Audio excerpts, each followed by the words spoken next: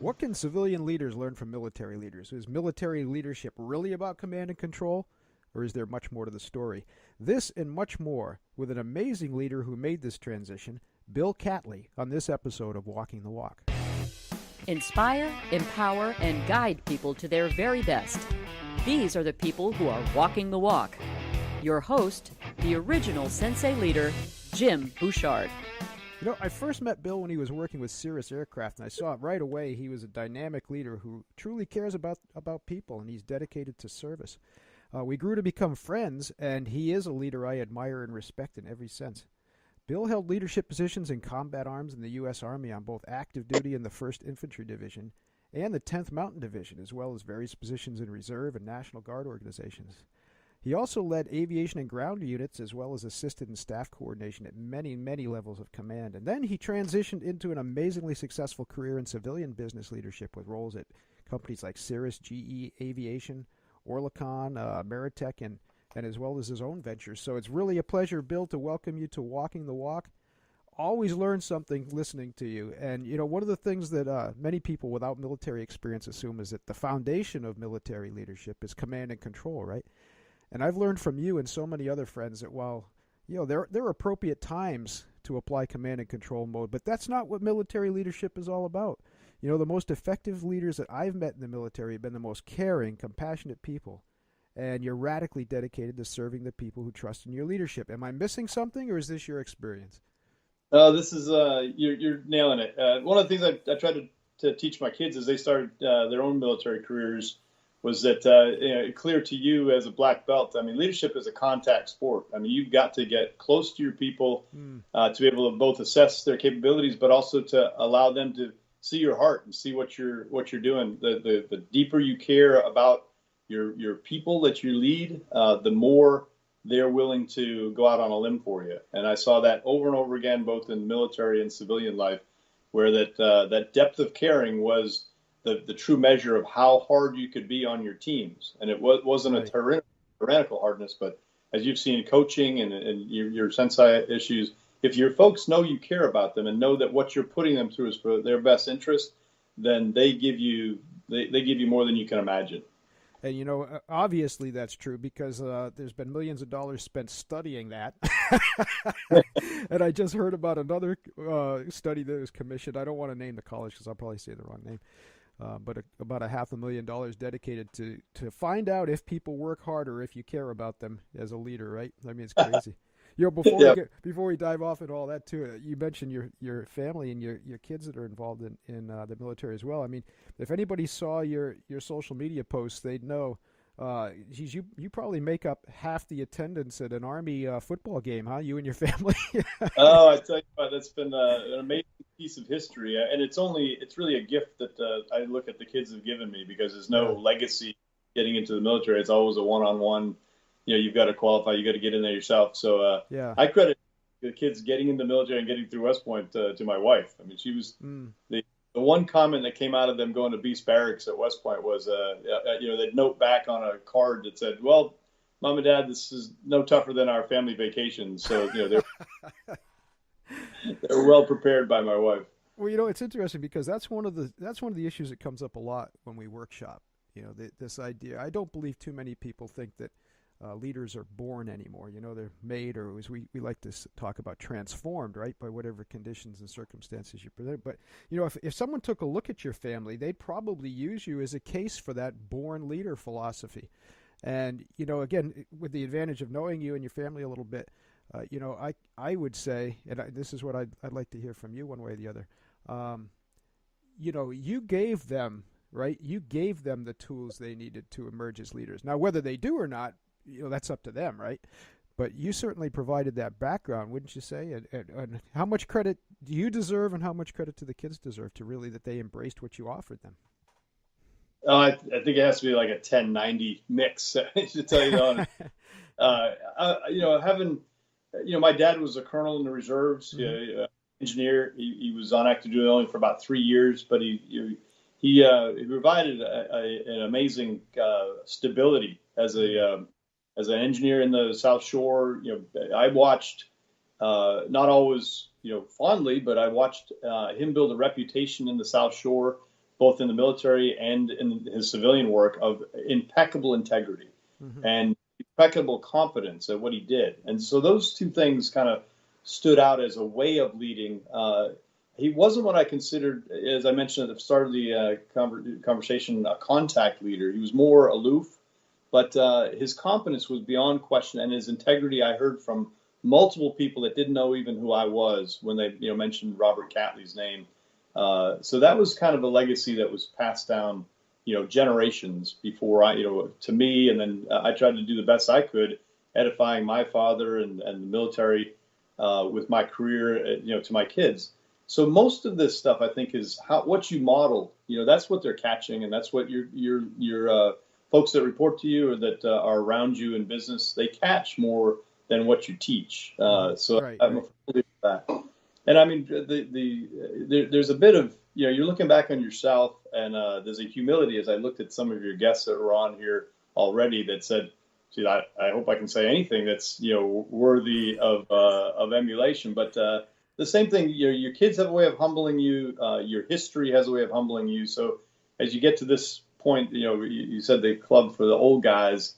I really am kind of much more of the school that leaders are made because the people that stand up and lead, that if you looked into their history prior to that moment that they decided that they were going to make a difference, there would be no indication that there was anything there. I mean, that story repeated over and over again through our U.S. history and through the biographies you've probably read yourself. So I'm a much more firm believer that as you look into people's capabilities and you see that the desire to take responsibility, the desire to make a difference, both in people and in the situation, those are my biggest markers as to what leaders look like. I've seen people.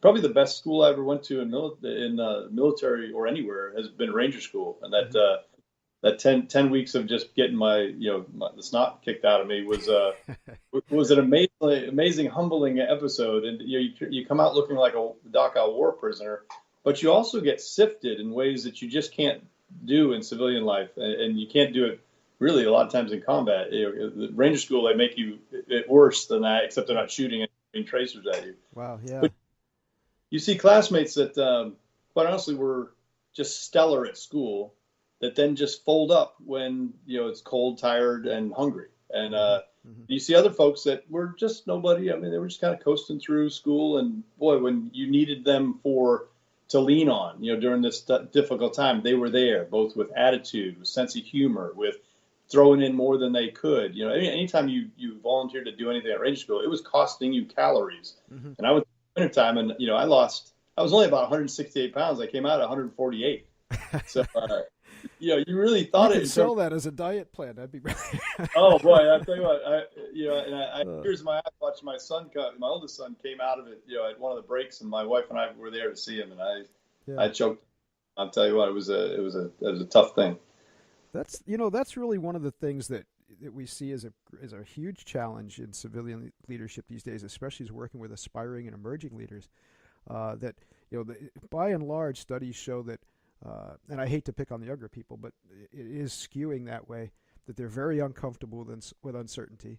Obviously, society we have a huge problem with the idea of courage right now.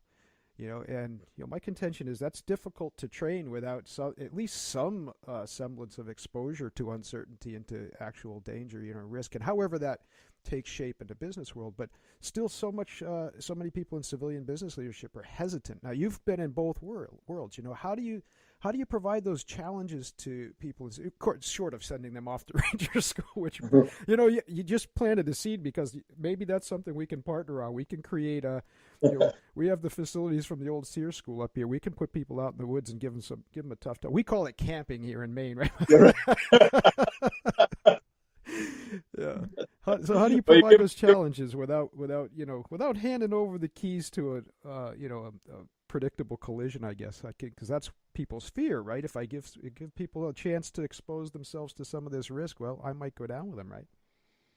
Well, that's the risk. I think that the thing about a leader that really ignites a team is once your team believes that they you have their back when it comes to experimenting with, taking responsibility, pushing down to do something. Like most of my teams, I try to get in there quickly and say, guys, we got to get in motion. You're usually not taking over in a time when things are going rosy and you just need to keep the wheels on a wagon. This is like, okay, we've got to set some big aggressive goals. We've got to get in motion. And quite honestly, you're going to make some mistakes. And I expect that. I just don't want you to fail the same way twice. Let's get in motion. That's the first thing I told Mark Bennett, the team that I took over with Cirrus. I hit Cirrus at the lowest point in their history. The year before, they had built 85 aircraft, and they were sitting on the ramp up there, and they fire sailed them. So the only thing I got into this team, I'd never sold an airplane in my life. They were all looking at me. They're all veterans, and they're like, I don't know what he's going to do for us. Later, 3 years later, they told me that, okay, we understood what you did when you got there. But my thing was, you got to get in motion, guys. The company is counting on us saving them. If it didn't work before, let's not do it again. Let's do something else. But I will cover your backs for doing almost anything. And I just wanted the foot on the accelerator and for them not to be driving with their foot on the brake, foot on the accelerator. Because you see that. I think that's what you mentioned with the youth today, is they're afraid of making a mistake, but they know they have to move. And it's a very uncomfortable feeling. It's uncomfortable to watch. You're in your stomach. You're going, dude, just do something. Just do something. Yeah. And so that's the thing that I think a great leader is able to do, is unleash that team. But they've been so trained to be failure adverse, haven't they? I mean, especially, we're seeing that. That's why it's interesting, because you yourself and your family, with that incredible experience with West Point. I've met people from the other academies too. I mean, one of my dreams that I failed in was to try to get in the Coast Guard Academy, and part of the appeal to that was, that it's a whole different type of education, isn't it? And I guess I don't mind pooping on public education these days. But the universities, we hear over and over from business leaders that the universities are just not preparing people for the work environment.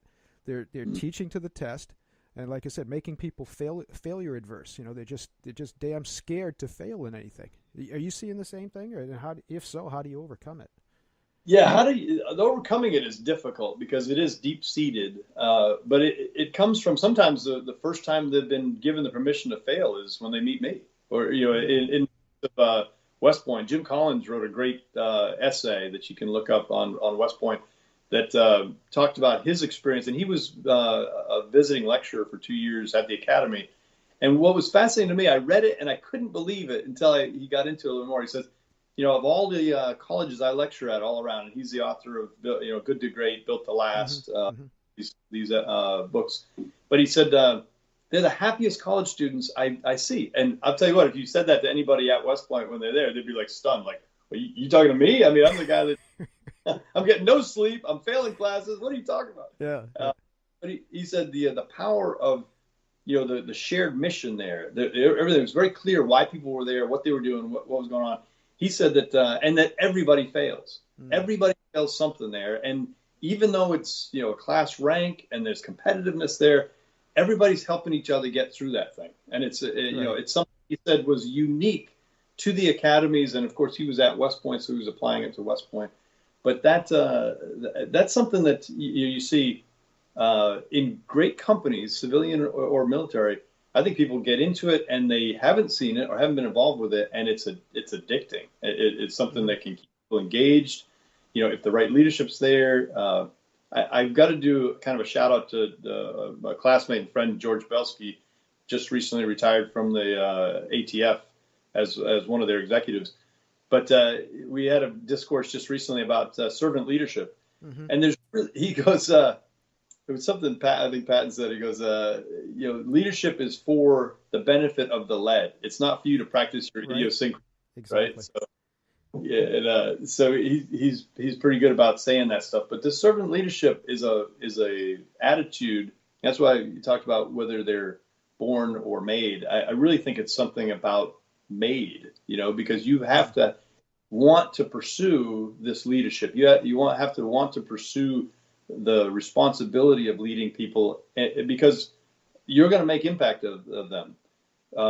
We had a chance when I became promoted into leadership in Pfizer to sit with the chairman of the board, Bill Steer, at the time. And we're sitting around this giant boardroom up in 42nd Street, New York. And he sits back, he's drinking a Coke, and he's going, you will be the conversation of the 15 to 20 people you're leading at the family dining room table every day, right? When you get home, you either made them have a great day, or they're going to be complaining to their wives about you. And he said that stuck with me, and it's just one of those things, Jim, that I tell other people. I said every time you send an email, every time you send a conversation out there, you are going to be a conversation, good or bad family, right, and right. if you can't imbue that, and why would you be intentionally a jerk? You may need to be hard. You may need to be even unpleasant or deliver unpleasant news, right. But you can do it respectfully. You can do it still preserving the person. So people don't realize that there's a strong connection. One of our strategies that we're always emphasizing is tough yet compassionate, and we were challenged on that several times. People said, "Well, shouldn't compassion be first?" And I said, no, not really. Not when you think about it, because, right, there's times when the toughness has to come first, and that's what people get backwards. And if I'm hearing you right, it seems like there's an undercurrent, too, to what you're saying. There's a huge difference between being supportive and coddling, right? I think that's a problem that we have in our society right now. There's too many people are coddled more than supported, right? Yeah, you've probably heard the term. What we're missing, and you described it well, Jim, is that free-range kids. Oh, yeah, When you get kicked out of the house and said, "Don't come back," or "You better be home when the streetlights come on," or whatever, they didn't know where you were, but it didn't matter. You figured it out. But that ability to test limits, to test yourself, to get on a bicycle and go, as far as you could go, and as far as you were comfortable. Those things are not available to kids for the most part, unless you've got some free-range parents. We came out to Michigan, 4 acres here. My wife was classic at kicking the kids out of the house. Yeah. Rain, snow, sleet, and good weather. My mom would throw a bar of soap out when the thunderstorms are coming, right? Just put them up in all the snow balls, send them out to the trampoline, and they would be out the trampoline. But that is where they learn to take risks. They unsupervised communications with their peers. Those things, you've got play dates now, and you've got parents that are, they're way beyond hover parents now. They are right there all the way through into their 20s and 30s now. Yeah, and you wonder why you can't get kids off the couch, So it's or they end up, like I said, in the workforce, and then we've got a lot of work to do to correct that. Which is, I hate to say it, but it's good for my business. Good for business, right. As much as I had a great growing up, a small town in southern Massachusetts. You really literally could just walk out and go anywhere. The only limit I had was don't go across Route 6, from about 7 years on. But, for some of the other stuff, though, the things that you make a living out of, I didn't read, How to Win Friends, Influence People until I was like 30 years old. And I'm like, the book was in my attic. My grandfather had these books that were there, but if nobody brings you the book, you might as well be illiterate, right? If nobody urges you to do it. So, there's a lot of this, the relationship leadership, the knowing yourself, and the EQ that we bring into our business that I just got in my family. It just wasn't there. No, it's interesting that you say that, because and you quote Patton, and he's a huge hero of mine, and so many people misunderstand him, especially if their only exposure to him is the movie, and people fail to understand when you read his own words. Of course, you have to measure that. It's his opinion, but also the words of people especially the people who served under him. It's interesting, right? I think he was more of a thorn in the side to his superiors, right? Especially the politicians. Yeah. But he had a tremendous, not for everybody. None of us are going to be perfect for everybody, but he seemed to have a tremendous amount of loyalty, trust, and respect from the people that he served, under. And, because I'm always saying that, right? The people, as leaders, we're talking about the people we serve. Yeah. I hate to say employee or people who work for me unless I'm being very technical, right? And right. He seemed to have a really deep connection to those people. And part of the reason I'm bringing this up, and again, there's another undercurrent, because when you're saying, you're gonna support people, you want them to fail. And I'm cheating because I know you a little bit. But this is something civilian leadership can learn, I think, from military leadership. Underneath that, there's a presumption of training and preparation, isn't there? And that's Correct. An ongoing process. And of course, that's probably what Patton, I think, was how he was so effective, was his emphasis there, right? The training, they call them blood and guts in the movies, which misses, it's classic Hollywood. They miss the undertones. But you know what? I went through Commanding General's Staff College, and one of the things that just shook me, and I've hung on to this for a while, was a study of the generals in World War II and the casualty rates of the units that they were in. So, of course, that's Patton. Everyone, your normal assessment would have been, well, that would have been the highest casualty rates, and it wasn't. It was in Bradley.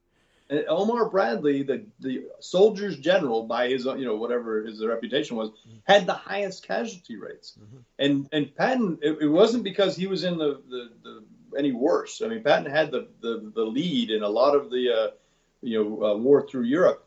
But what the difference was, as they came out of this study, was in Bradley's case, it was a zero tolerance policy. If any of his people failed, any leadership failed, they were fired immediately, replaced on the spot, on the move.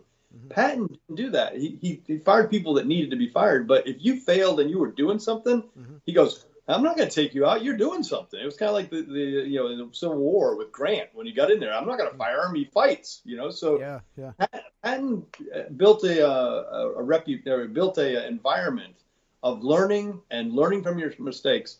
And you fast forward into one of the things Petraeus was very famous for is he actually got shot in civilian life. I mean, he got shot, not civilian life. He got shot on a training exercise. Like captain was running a range, and an accidental discharge on the range shot Petraeus. Now, that would have been considered in the peacetime army a career-ending move, right? You shot your commanding general on it's your range. Probably not good for advancement, right? it was not good for advancement.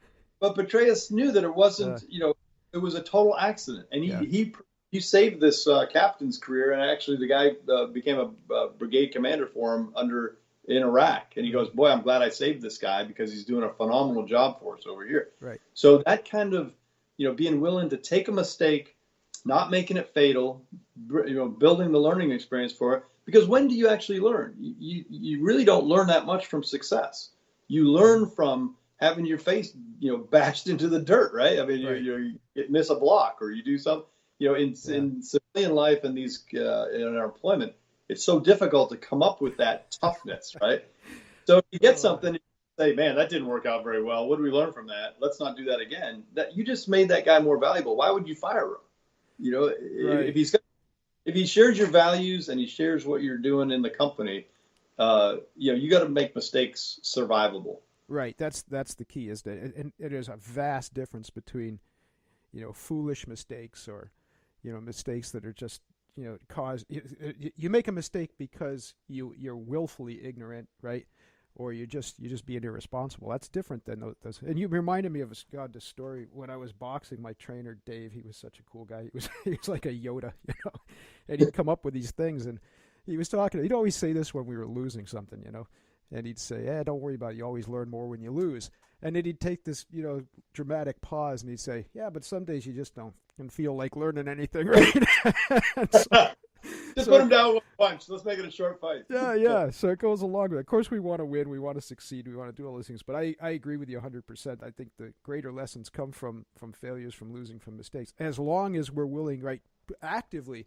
And that's another imprint. I've always studied the military leadership manuals, and it's so cool. I mean, you talk about that, right? That it's not, and what was it? I was just at a conference in Las Vegas, and one of the speakers is it Robert O'Neill, who shot Osama bin Laden? What, SEAL? The SEAL? Yeah. He was talking about the SEAL training that way, that they purposely put you in situations that you make mistakes. And he explained it really nicely. And this is, I think, something, again, that people misunderstand about this concept of the military breaking people down, so to speak. And I keep arguing in defense. I said, no, that's not what they're doing. They're putting you in situations where you're going to make mistakes, not to humiliate you, but to see how you react, right? And to see how you're going to recover from that mistake and help you develop that ability. Again, am I way off, or is that? No, you're dead on. And one of the things that is so important in that environment and that culture is to have somebody own the mistake. Exactly, right? Yeah, big difference between, it's me, or... or it wasn't my fault. The gun... If you want to do that, you run for Congress, right? No, you see that in Congress, but you see it in our youth and across generations. It's not a generational thing. It's a character thing. Yeah. But That's what they're trying to do, is make sure that you have a commitment to the team so great that you own that mistake and you're looking to fix it. And that's more important than the mistake itself, as you just said, is your willingness to own it. What I found in coaching teams is if I can't get my teams to see the problems that I'm seeing, I'm a mess. I'm like, once they can identify the problem, agree with the problem, and are working on it, I sleep like a baby. I'm like, yeah, you got it. Go for it. Let me help. What do you want me need from me? But when they're making excuses, when they're pushing off, they're trying to do something else. They're showing me, trying to misdirect me. You've been in leadership for that long. You're like, no, that's the problem. I can see the problem. But you can't tell me it's something over here. It's really this. So yeah, and that's the biggest. I'll tell you. Well, I shouldn't say the biggest, but one of the biggest arguments I have with people in civilian leadership these days is that the tendency to point the finger. Yeah, and believe me, I understand it. I'm not being wholly discompassionate about it. There are people are put in certain situations. We've been studying the Wells Fargo fiasco, and they're on the hot seat again. And we can see this. And I said, well, I've seen people do some horrendous things there, and I understand why they did. It doesn't make it right. But certainly, so-called leadership put them in the positions where any of us might have made those same decisions. Right? As I sit and I'm looking at the book about the Stanford prison experiments, right, and all that. Oh, yeah, right. It just came up in a workshop the other day. Somebody challenged me on that point, and they said, "Well, would you do something rotten?" I said, "Listen, the biggest thing that keeps me from doing rotten things is the realization that I'm fully capable of doing them." Absolutely. The veneer of that's what's really come at this age. And it came earlier too, but sort of in our faith walk, when you're talking about walking the walk, you've got many areas of your life that walking the walk is important to. But the realization that there is not that much between me and a serial killer. Right. I mean, right. it's a situation, or it's the choices that I make that say I'm not going to go there. I love people, this whole concept that says, oh, I just have to be me. Well, suppose you're a real jerk. You probably should not be you. You should probably be somebody else. Right. And I've talked about it for years. I said, I'm not the man that my wife thinks I am, but I desperately want to be. Yeah. And that's what walking the walk as a husband, and walking the walk as a father. A transition now, right? I had to walk the walk for a long time while they were, pre-18, 19, 20. Now they're graduates, commissioned officers. And I sent you a picture. The second picture there was a thing. I started when my son-in-law graduated West Point with my daughter, and the Wolf Pack. And so I've taken it together. I've bought some pipes from Eastern Europe. They're carved with a wolf head on it. We took Kipling's, the strength of the pack is the wolf. Right. And right. built a whole culture around that. And I have purposely tried to break down some walls in some ways, knowing that there's others that are going to stay there as my position as father. But I said, you are now joining me on the wall. Okay. It's your job to hold me accountable as well. It's not just one way as it was as we were growing up. Okay, so if you see me flaking out, if you see me not upholding what I've told you in my entire life, it was important, and the code of conduct as a man and a Christian, then I expect you all to pull me up short. I expect you to be my accountability partners. And I think that's critical to servant leadership, is knowing that you have to be responsible to your followers, that you're holding the banner, and that you can't just do as I, the whole thing, you can't do as I say, not as I do kind of thing. That just doesn't work. They see the inconsistencies and they know them, and you lose credibility. No, absolutely. And I love what you're saying. I mean, I don't want to be the person 10 or 20 years from now. I don't want to be the person I am today. How dull would that be, right? And I know you and I are kind of, I think, in a way, young thinking that way, that we always want to learn and grow. But my idols, Ben Franklin was still learning on his deathbed, and it's amazing. Hey, listen, we've got to have you back on the show again. I know you said you didn't feel worthy listening to the other guest. Listen, you're one of the best guests we've ever had. This was terrific, and people are going to take a lot of good lessons away. And we need to share more of you. We need you more involved in the movement. Well, happy to, and always great catching up with you. Yeah, the time with you and Alex in the sunshine in Maine was a high point of my life. I tell you what, it was a lot of fun. Great. Well, you hang on. We're going to visit after the show. We're just trying to keep it lunch friendly for folks. And hey, tune in. Keep tuning in. make sure you come to the SenseiLeader.com. That's all you need to do to become part of the Sensei Leader movement. There's a free membership area. That's all you need to do is subscribe there. You'll instantly get access to the ebook edition of the Sensei Leader and tons of other benefits. And we are going to, the schedule is winding down a little bit for the year end here. Well, I shouldn't say that, but I guess it really is. But we're carving out spaces for live workshops and things like that. So if you want access to those, just get on the SenseiLeader.com. And Bill, we'll have you back again soon. And we've got a couple of other cool guests lined up for the next couple of weeks. So make sure you keep tuning in. Thanks for being with us. And Bill, again, thank you. Thank you. All right. Keynotes, workshops, retreats, webinars, and ongoing training. Each program customized to your unique needs, interests, goals, and budget. Inspire, empower, and guide people to their very best. Learn more about Jim Bouchard and the Sensei Leader at thesenseileader.com.